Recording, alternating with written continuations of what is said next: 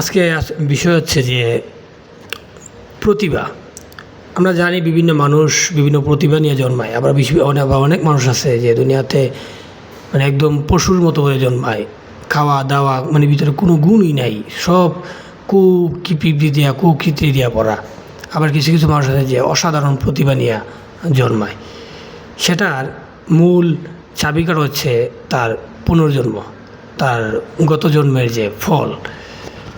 কারণ একটা মানুষ কিন্তু এমনিতেই আসে না। একটা মানুষের যে কতগুলা মানে চক্র গুইরা বা কতগুলা গুইরা যে একটা মানুষ জন্ম নেয়, সেটা আসলে খুব কম মানুষই জানে। যখন প্রতিভাশীল মানুষ জন্ম নেয়, যেমন ধরুন নজরুল কিন্তু বইলা গেছে যে আসলে আমি সত্যদ্রষ্টা ঋষির আত্মা, আমি অজানা অসীম পূর্ণতা নিয়ে জন্মগ্রহণ করছি। তার ভিতরে মানে গত জন্মের বা গত জন্মগুলোতে তার যে পূর্ব মানে কর্মফল আছে, সে ভালো কর্ম করে গেছে বা সে ঋষির আত্মা ছিল বা ঋষির সত্তা ছিল। সেই সত্তা যখন এই জন্ময়া মানে এই নজরুল হিসেবে আবার জন্ম নিচ্ছে, তখন সে যে পূর্ণকর্মের যে ফল সে এই জন্মে ভোগ করে গেছে। এই জন্য বলে না যে যাই করো আসলে মুক্তি নাই। তুমি যদি অন্যায় করে থাকো, তোমার সিস্টেমে সব কিছু রেকর্ড আছে।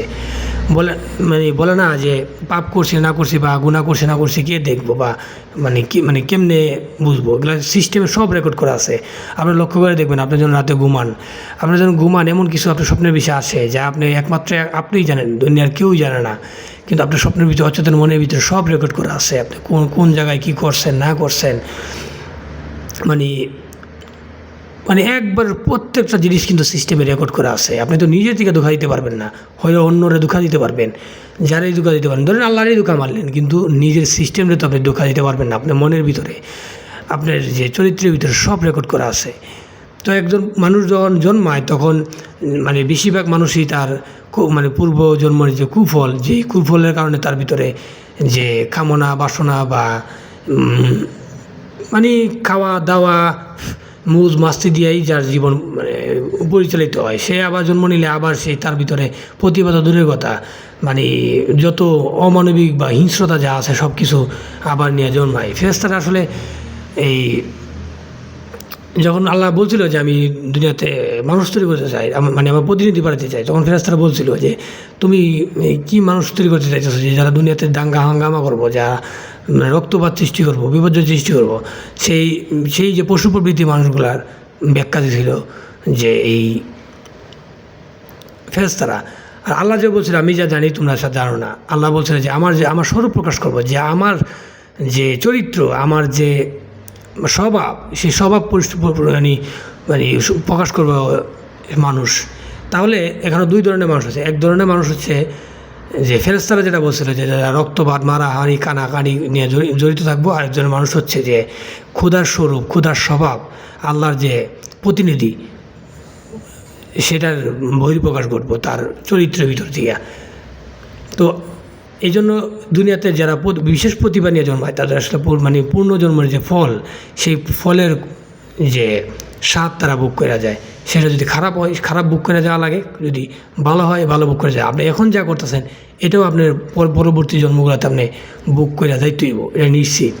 যদি আপনার নিজের চেতনাকে, নিজের বোধ ক্ষমতা বৃদ্ধি করতে যদি আপনি সময় না দেন, বা এটার প্রতি যদি আপনি খামখেয়ালি বা এগুলো যদি মনোযোগ না দেন, তাহলে আপনার সারা জীবন আপনি এই হতাশা, চিন্তা বা বিতৃষ্ণা বা এই যন্ত্রণা, এই টেনশন, ডিপ্রেশন সব কিছু আবার আপনার জীবনে আবার ফিরে আইব। এগুলো থেকে আপনি মুক্তি পাইব না। এগুলো মুক্তি পাইতে গেলে একটাই রাস্তা, সেটা হচ্ছে চেতনার বিকাশ ঘটানো, আপনার বোধ ক্ষমতার বৃদ্ধি করা। এছাড়া আসলে এই মুক্তির কোনো রাস্তা নাই। তো একজন মানুষের যে প্রতিভা, এটার উপর নির্ভর করে। যদি তার ভিতরে পর্যাপ্ত আলো থাকে, অবশ্যই তার প্রতি নানামুখী, যেমন নজরুলের মতো নানামুখী প্রতিভা পাইব। প্রতিভা এক একটা প্রতিভা মুগ্ধ করা প্রতিভার মতো, যদি ভিতরে যথেষ্ট আলো থাকে। আর আলো যদি না থাকে, তাহলে সেই একটা মেশিনের মতো জন্ম হইব, পশুর মতো, যার কোনো নিয়ন্ত্রণ নাই। যখন এই যে বলে না, যখন একটা পশু খাওয়ার সময় খাওয়ার কোনো নিয়ন্ত্রণ নাই, একটা মেশিনের মতো কাজ করে। তার রাগ, হিংসা, কোনো কিছুর উপরে নিয়ন্ত্রণ নাই, কোনো কিছুর প্রতি কোনো শৃঙ্খলা নাই, কোনো সৌন্দর্য নাই চরিত্রের ভিতরে বা তার স্বভাবের ভিতরে। জানি না কিছুটা বোঝাতে পারছি না। লালন ফকিরও একটা গানে বলছিল যে মহতে থাকতো যদি পূর্ব সুকৃতি, দেখে শুনে হয়তো গুরুপদে মতি। মানে মহতে মানে যদি আমার চরিত্রে যদি পূর্বের সুকৃতি থাকতো, মানে সুস্বভাব থাকতো, তাহলে দেখে শুনে আমার গুরুপদে বা আমার গুরুর প্রতি আমার শ্রদ্ধা সৃষ্টি হয়ে যেত, বা গুরুর প্রতি আমার যে নিষ্ঠা তৈরি হয়ে যেত। দেখে শুনেতে হয়তো গুরুপদে মতি, মানে যে গত জন্মের যে যদি মানে সুকৃতি বা সুস্বভাব যদি থাকতো। জানি না আপনাদের বোঝাতে পারছি কিনা। ধন্যবাদ সবাইকে।